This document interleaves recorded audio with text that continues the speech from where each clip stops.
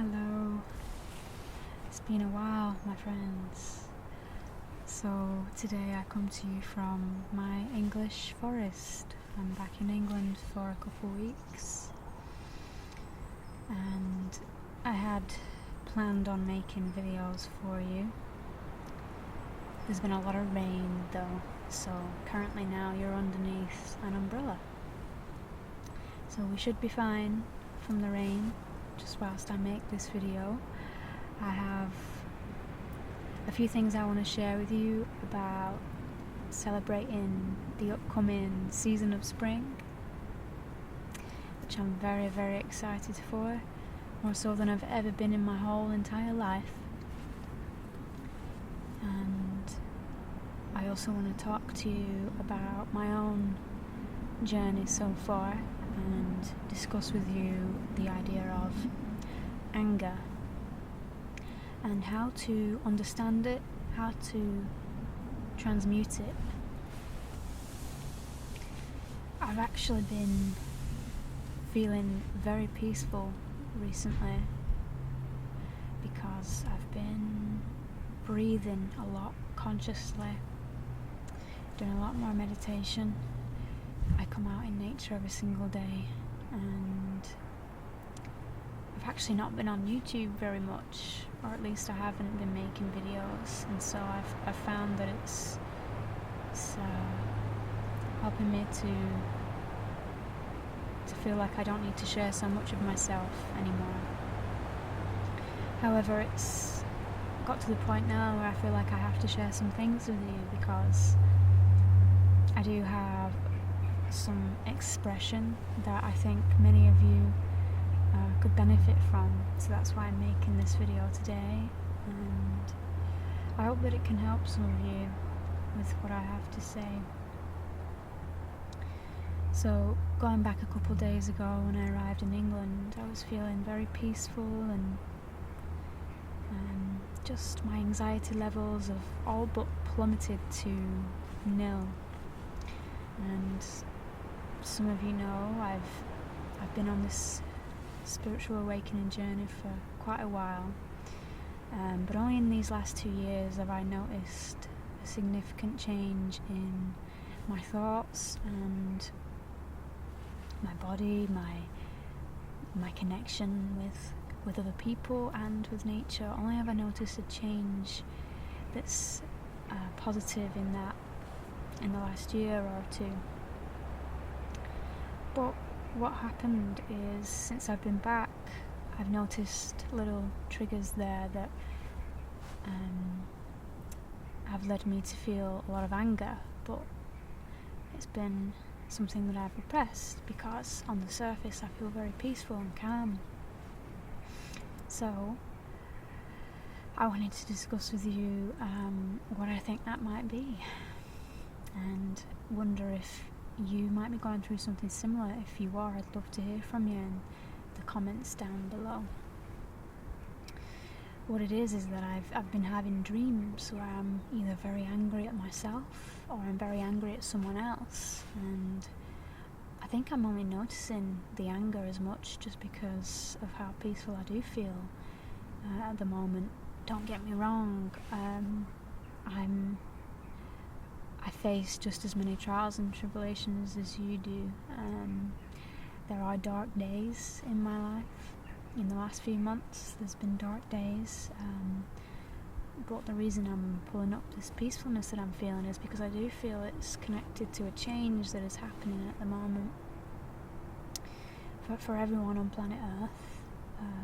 Some of us, it's at different times though, so you may find that this is what's happened for you already, or it may be something that's going to happen to you in the future. So hopefully this will prepare you a little bit.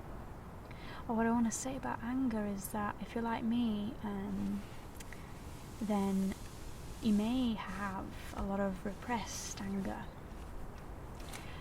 Anyone that knows me wouldn't necessarily say that I'm an angry person, and that's because it's very deep down inside of me that I have all of this anger built up. And when I went to a retreat in Costa Rica and took some ayahuasca, which is medicinal root that you can drink that's from Mother Nature. I saw how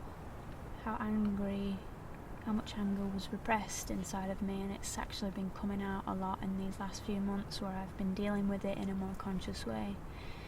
And what's funny is that I was wanting to talk to you today about spring.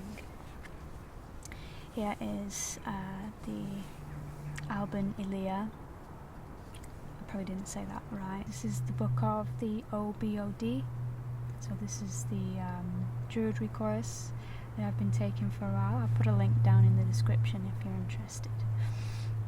And I wanted to talk to you today about the spring celebration, and as I was doing that, I thought, I'll just take a look at my Guesu here and just see if there's anything, because what I've been noticing is that it's been very synchronistic in terms of whatever I'm feeling on the day. I happen to turn the page and I find something that is related to it. So I just want to read this to you now because I think it will help to elaborate what I'm saying. So it says, "Dear Bard,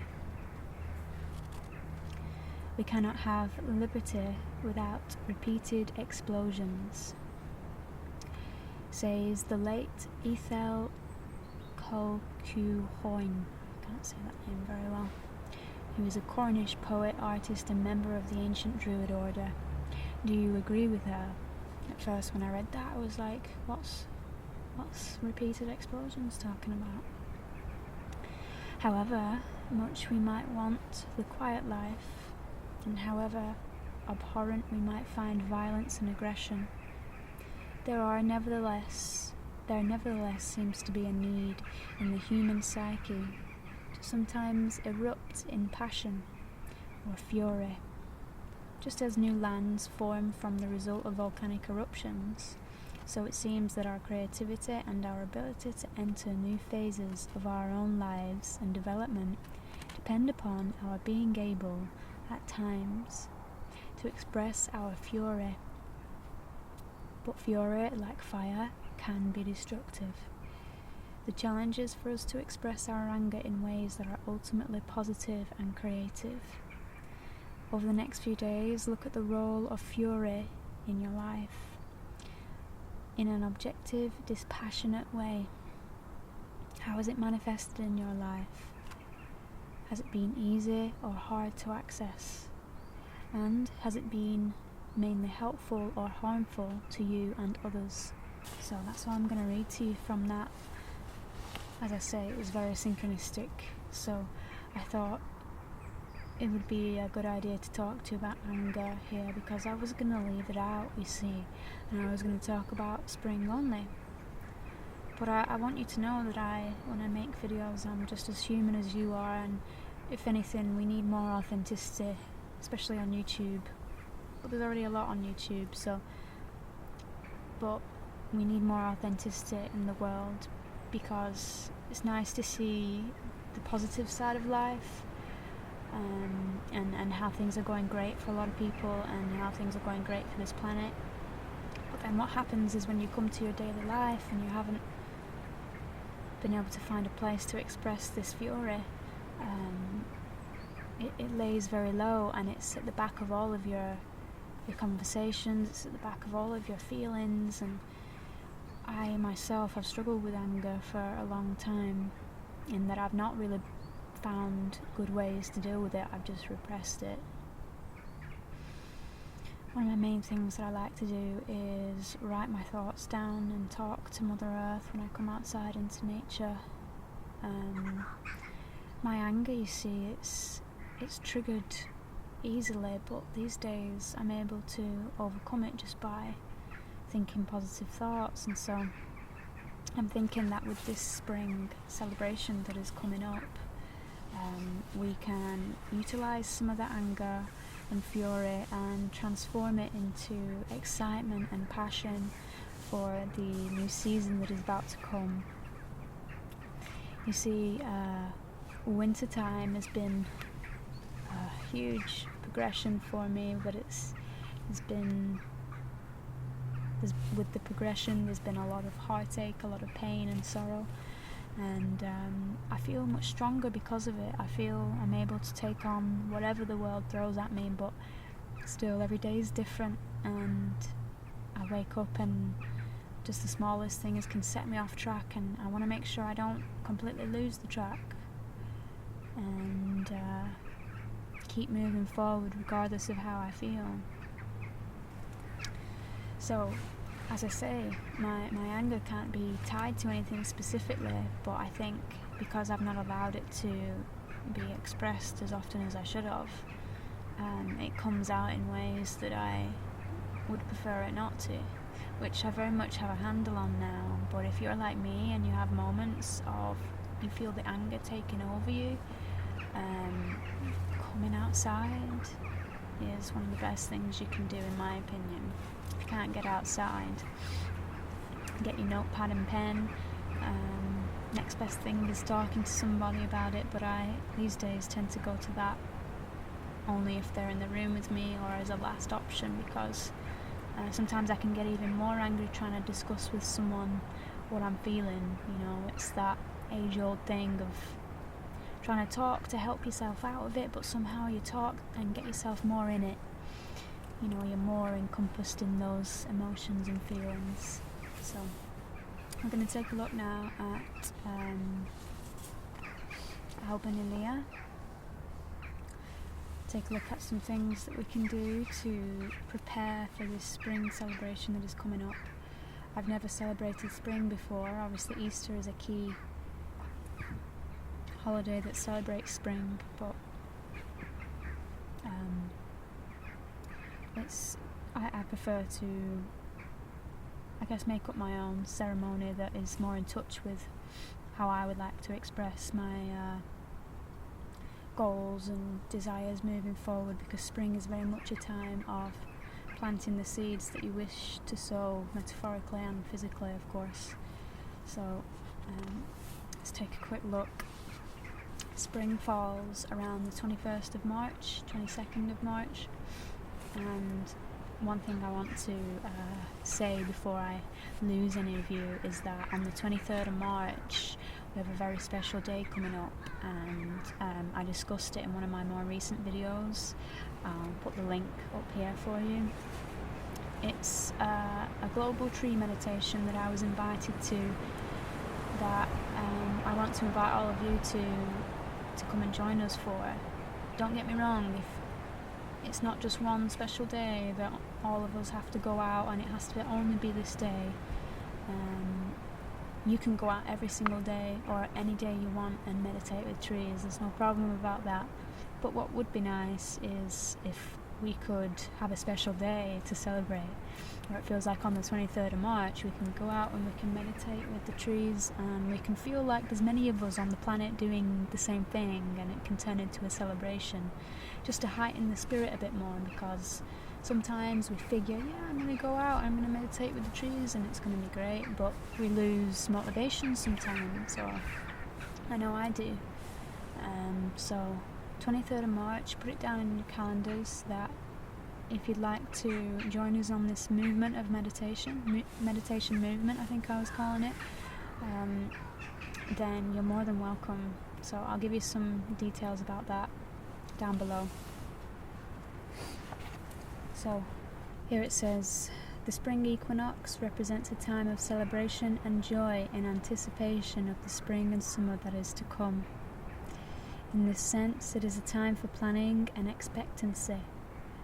It is also a time of promise, an anticipation of the fulfillment of that promise, which will occur with the harvest in autumn. When you celebrate this festival, at the central point in the ceremony, you could spend a while meditating on the spring and summer that lie ahead, and on your goals and expectations for this time. Or in meditation, you may find a unique individual way to celebrate the spring equinox, which is exactly right for you at this time. And that's exactly what I want to share with you today, which is going to be my own personalised spring celebration. But they've given some ideas of what you can be thinking of in preparation of the spring celebration to come. I think spring is probably a great relief for many people after winter. Obviously it depends on what's your favourite season, and some people's favourite season is winter, which is great. I think that's wonderful. But for many of us, it's very much dictated by the sun and the growth of everything again, because winter ultimately is the great withdrawal from life and going inward, and there's a heck of a lot of work that has been done this winter. I can feel it. So the associations to Alban Ilia, I love that name, Ilia, I don't know if I'm saying it right now, is planting, promise, balance, trefoil, shamrock, air and yellow. So it says plant some seeds in the garden, in a window box or a plant pot. Here comes the rain. Make a commitment to care for these plants as they grow. This is one of my biggest plans for spring this time of year, because only in this last year have I become more in tune with the seasons, because I've been spending so much time outdoors that I feel the changes and the transformations that nature is making through all of us. And there's nothing that I like more than to feel connected to this age-old practice of understanding and syncing with the seasons. And so it gives some more ideas for you. It's talking about dance or movement meditation for spring, dance to the rhythms of your breath, give and receive with your arms, dance with feathers, scarves or long ribbons. So my plans for spring are to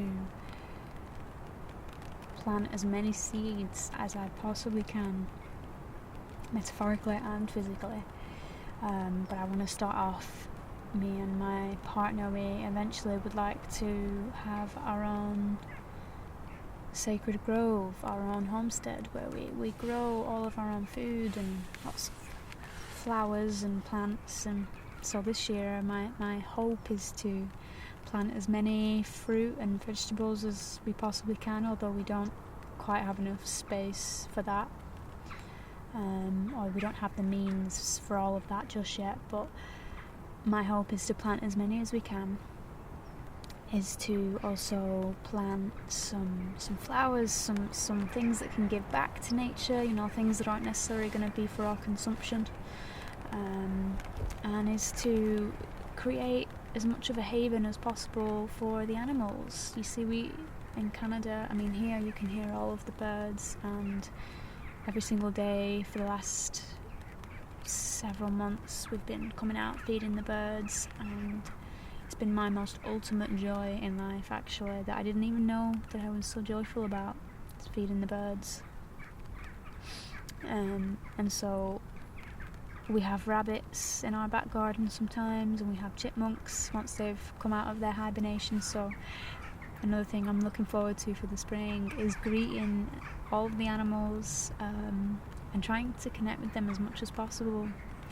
Coming into this forest, I felt a bit of sadness in me, because last time I was here, I came into the forest and I used to see deer in here. And on this particular day, I was leaving the forest and I saw two men come in. They had guns and they were wanting to, hunt some deer, of course. So that left a big sort of sadness in my heart on that day. And I heard that they had killed as many as half a dozen here in this little forest we have here last year. But anyway, I came into this forest again just a couple of days ago with hope, and I've seen the deer both times again since I've come in, so it's been wonderful to see that, to know that life is still protected. Mother Nature is a lot better than we think at protecting herself. So even though unfortunately some deers did die, there's still family around here, which is wonderful. So I spent some time connecting with them. The way that I do this is so here's one of my tips for you is, if you want to connect with animals in nature, the best thing you can do is be as soft and caring as possible with them in the moment.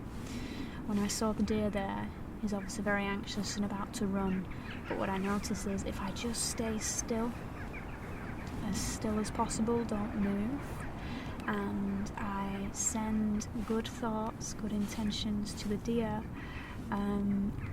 they'll sink down into the peaceful side of themselves again, because obviously when they hear a noise, their hearts are racing and they don't know who I am, of course.